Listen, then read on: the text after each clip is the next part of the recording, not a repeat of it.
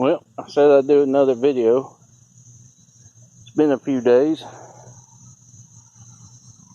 It rained here the other day, and I expected to see a little bit of water in the bottom of what I've got. And that didn't happen. You can see I'm slowly digging out this dirt. It's a real silty loam. I don't know if I can get a picture of it, but yeah, it's a real silty loam.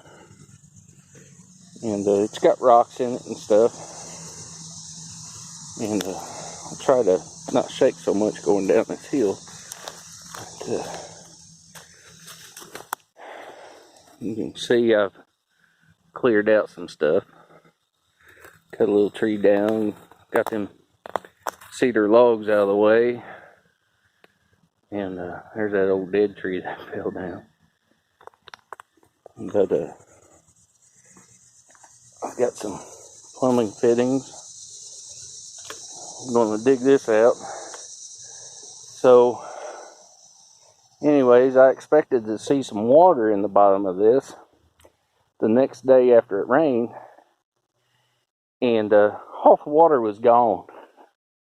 So the water just leaked right at the bottom. And of course, I've been searching online, different YouTube videos. Thanks, Bill Burkhart, for showing me yours. I mentioned to him that wood ash and catfish probably help him out. If you haven't seen Bill Burkhart's videos, you probably ought to go check him out. He's had a heck of a time trying to seal up his leak on his dam, but I don't know where he's at on that, if he's finally got it sealed up or not. But definitely go check out his videos. He's got a whole series where he's tried different stuff and different products and stuff.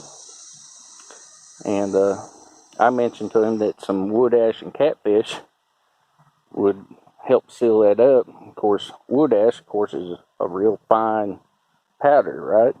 Well, that'll probably get in the little bitty pores that are in the dirt. And that's just a cheap, if you got wood ashes from your wood stove, fireplace, or just like a fire pit, you can take and throw them ashes. It's not going to hurt the fish or any wildlife. You know, you just throw it in there every now and then, and you know, it's going to layer over top of the dirt and start seeping through with the water, and eventually it'll help seal it up. Some other guy mentioned grass clippings. Yeah, well, that takes a little while. I mean, eventually the grass will break down and decompose in the water, and it'll help form a muck. That's one of the things that Bill done. He was dredging out the side of the dam and messed with some of the muck that was already there. That's yeah, you probably shouldn't do that, but anyways, I've got a little bit of, I heat my home with wood, so and this is the last pan of wood ashes. I wanted to come out here and do some different testing to see what was going to work real well. So what I've got under this plastic bag, keep it dry. What I went and done is I went down to southern states here, you know, rural farm supply and stuff, and I bought me a bag of granule bentonite. And you can see there, it's not the chunks, it's the it looks almost like, and I'm pretty sure it's the same stuff that they sell for cat litter. It's just named different. Of course, you buy like a little pail of cat litter for like $12, $13. Well, this whole 50-pound bag cost me $13. So, you know, in a pinch, you can use the clumping cat litter. It'll do the same thing. But I also bought some. It's some oil absorb, but it's diatomaceous earth oil absorb, and I forget who makes this. But the thing about this is it's been kiln dried and processed and everything, and it takes a little while to form a little paste like that will eventually. So I've got some bentonite spread over some of this right here. Don't know why. I'm just trying to do what I can to as I'm building this, not let this thing leak. You know, I'm trying to do every bit of preventative maintenance that I can. And my light level is, maybe I'll brighten this up a little bit. Yeah. Wow, I don't know what's going on there. It's like autofocus and everything's kind of, I don't know what the deal is. Anyways, well, alright, there it goes. Yeah, that was going crazy. So, I'm doing some testing. Earlier the other day, I made some little holes and tried different kind of things. Yeah, you can't tell it's a hole now. I've stepped on it and mushed it in. But I tried different ways, you know, of seeing what was going to work best, whether mixing the bentonite in with the dirt was going to work, whether putting it on top was going to work, whether putting it in there and smoothing it out, or you know, just different things. And I guess it just takes a little bit of time. But what I've done over here, of course, is I've thrown some down and covered it over with dirt. And what I'm going to do right here, and I don't know why my camera is acting all kinds of funky. But anyways, this is crazy. Come on, quit that. Anyway, so I've dug out around this pipe, and what I'm going to do is I'm going to throw some bentonite. I'm right in there. I'm going to slope that in. You don't want too much of a slope, otherwise it'll just roll off. But I'm going to throw some bentonite down in there around that pipe, pack it in and stuff. That way it doesn't leak around the drain pipe at the bottom. You definitely don't want the water following the pipe down, because then it'll start eroding away slowly over the years, and it'll be bad news.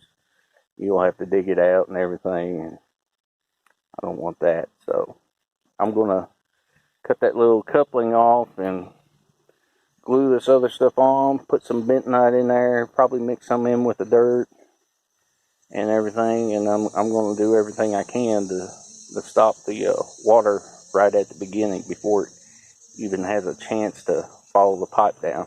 And that should be good enough. I shouldn't have to do it all the way down through there. You know, once it's right there at the beginning where the water is, it should be good. What I've done here is taken some of this wood ash. I dug a little hole. It's about I guess it holds a little over a half a gallon. And I put some wood ash in there to begin with, and pushed it into the dirt. I didn't, you know, really do a whole lot. And then I poured, like, I don't know if you can see the water level. That was a whole gallon of water, and there's about a fourth of it left. So I poured that water in there, and it's holding pretty good. There's no bentonite in that. I just wanted to see what it was going to do when I threw the ash in there, and you know, as I suspected, you know, it's holding pretty good. Normally, it would have just soaked right through and there wouldn't be any water left. So I poured the water in there, and then what I did after the water was in there, I threw some ash around in the water, and you know, I may throw some more in there here in a minute, and pour the rest of this water in there and see what it does by tomorrow. But as I said, that, you know, wood ash, it's real fine powder. It'll start seeping through them little bitty pores in the dirt, and eventually it'll clog up. You know, you get anything that starts building up in a little bitty hole, and like right down here, you know, I put them logs down there, and the rain washed the dirt away, and the log stopped the dirt from flowing all the way down. And you know, the dirt's right there, and eventually the water started going around this other way. So, you know, the little bitty pores in the soil start being clogged by the fine powder, and you know, eventually it'll seal up. It's not going to do it instantaneously, but some of the water has soaked through on this. It was a little bit full up to the top a little bit, so it's soaked down just a little bit. Some of the ash has probably soaked some of it up, but I think, you know, over a period of time, even after I get the bentonite down, I don't know how many bags it'll take. 2,000 pounds. They sell 2,000 pounds. Them super bags of bentonite. You can get them through different places. I looked online. They'll deliver them. One place will deliver it for free, but you got to have a way to lift it out. And of course, I don't have any tractors, forklifts, or anything, so there's no way for me to get like 2,000 pound bag of bentonite out, and that's not going to be an option. So I'm just doing a little bit of work down here, trying to do different things to figure out how to seal this up, and you know, continue putting some dirt down. This down here is a little bit soft. It had some water in it, and just a little bit. And when I put that bentonite down, of course, it's the water's still holding in there, so it's underneath that dirt. And but I don't know how many bags of bentonite it'll take to, like I said, all this stuff. Man, that's zoomed in quite a bit, ain't it? I think that's what the problem is. There we go. I've got to dig out all this dirt and all this dirt over here, and it's only going to go up to, like, I'm probably going to cut them trees out right there, but it's only going to go up to about right there. Now, I don't want to make this a real big reservoir. Maybe after it sits for a while, I may eventually make it bigger. I don't know. But it'll probably be too late by then. It'll be filled up with water. But that's why that pipe is down there, is so I can drain all the water out if I want to, or if I need to. I can do that, you know, in between periods of rain, and I'm pretty sure that'll drain it out completely. And like I said, there's going to be another, you know, after I get up so high, there's going to be a 4-inch pipe for the actual hydroelectric generator, and then about 2 foot from the top, I'm going to have a 6-inch pipe for overflow in case it gets up that high. And then about right in there somewhere, I'm going to make an emergency spillway to where the water will come up and around and go down through there.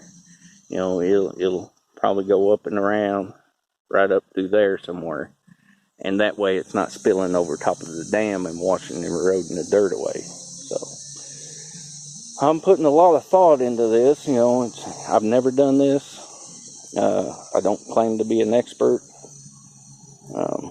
This is just something I've got time to do now. And I'm just trying to give you my thoughts on what I'm doing. Some other great videos you should check out are if you're wanting to do hydroelectric. And this guy, he's doing a really excellent job. I don't remember exactly where he's at. He's I don't want to offend him or anything, but it's a guy named Kris Harbour, KrisHarbour, but he does some off-grid living stuff, like some earth bag housing, and he does a lot of different stuff. But he just recently got his hydroelectric generator put together. I just watched that video the other day, and he got his generator from the same place I've got mine from. Is was it Moten Energy, something like that? But watch his video. He'll tell you where he got his from. I think he got the smaller, like 500 watt version, but that's probably about all he needs. I've got a bigger battery bank than he does, so I've got a 4,000 watt version. I'm hoping this is going to run it. But go check out his videos also. So let's see, I'm about 17 minutes into this, so I'm going to stop right there, and I'll update you all later. See ya.